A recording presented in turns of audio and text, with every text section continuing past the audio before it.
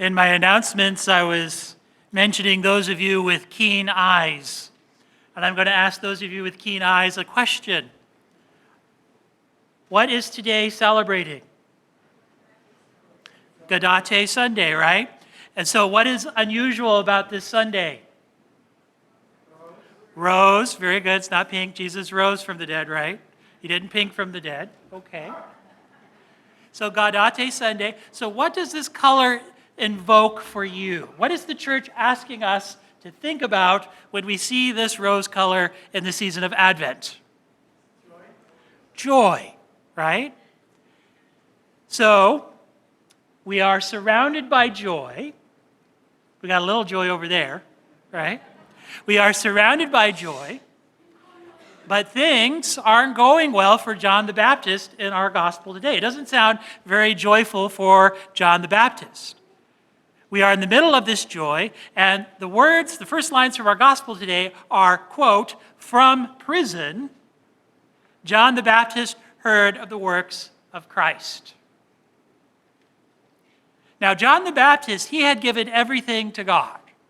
He left his home, he left his family, he lived in total poverty. We know that he wore camel's hair. We know that he ate locusts and wild honey, right? That's not exactly an Armani suit and a four-course breakfast in one of the hotels down on the Strip, right? John gave up everything, and he preached the kingdom of God. He did everything he could to prepare the way for the Lord. And what was his reward? Prison, right? He's in prison. It seems that God is hidden from him, and he hears about the miracles that Jesus is doing, and yet he remains in prison. And so John the Baptist, he sends his friends to ask the most important question. Everything hinges on this question. He asks Jesus, "Who are you? Are you the meaning of my life? Are you the mercy of God made visible? I have given everything, including my freedom, for God. And so are you his face among us?" And so the answer that Jesus gives to John's question can seem a bit cryptic. He doesn't say, well, obviously, of course, I'm the one who is to come. All your difficulties, all your sufferings, they're going to be over, right? Jesus is not some toothpaste advertisement. He doesn't say, buy my product and all your problems disappear. He never says that. Instead, he says something rather strange. He says, tell John what you see and hear. The blind regain their sight. The lame walk. Lepers are cleansed. And so Jesus is telling John, you don't have to understand everything. You are not God. All that I ask is that you listen and look at what I have done and what I continue to do in your life and in the lives of others. And so, dear friends, if we are honest with ourselves, we will all have the John the Baptist moment in our life, right? When we desire to follow God, when we try to prepare his way and nothing seems clear, right? When Christmas may seem really far away and we're not surrounded by those joyful moments. And in those difficult times, Jesus is telling us to look and to listen. Now, on December 14th, we celebrate the feast of St. John of the Cross. He is a Spanish saint from the 16th century. Now, towards the end of his life, some members of his Carmelite religious order, they were very unhappy with the reforms that he was trying to bring about. And what do you think they did to St. John of the Cross? Any guesses? What's that? Nails? Nope. They threw his keister in prison, right? They locked him up for about a year.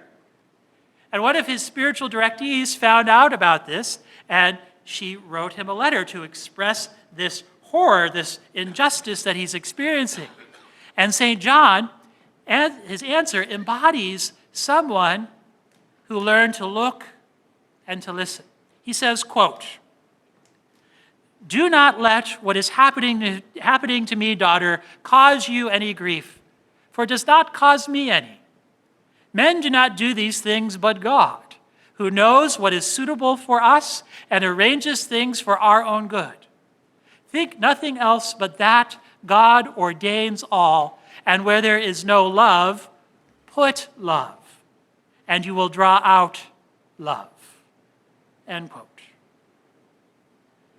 These words of St. John have really kind of hit home in my own spiritual journey, and this is what I've been trying to articulate with all of you in my cancer journey, I tell people that I have been blessed on so many levels, and yet at the same time, I can say cancer sucks, right?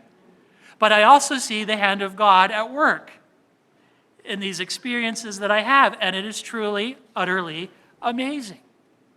And so, my friends, here's one vital way to learn to look and to listen.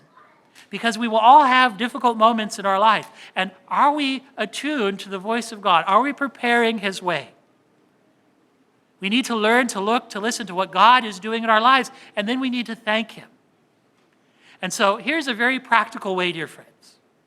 Each night before we go to bed, let's commit to thanking God for at least one thing that day. And let's make it serious, not just something along the lines, oh, dear Jesus, thank you for creating Starbucks, right? No. Let's thank him for at least one way that he acted in our lives through an event, perhaps through another person, because Christ is reminding each one of us to remember what we have heard and what we have seen.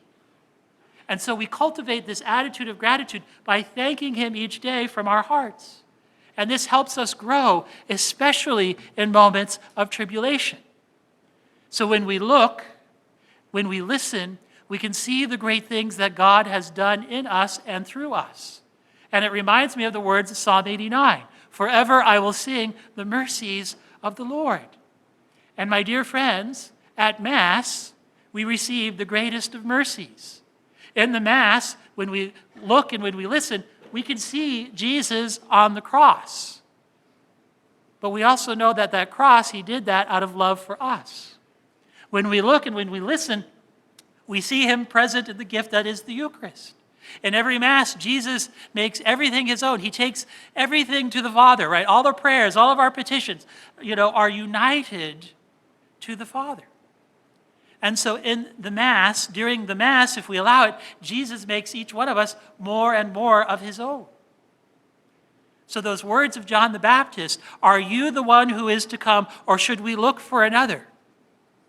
Those words take on eternal glory, friends, because he is here. He is here in the sacrifice of this Mass. And when we look and listen for a response to that question, we receive the greatest gift of all.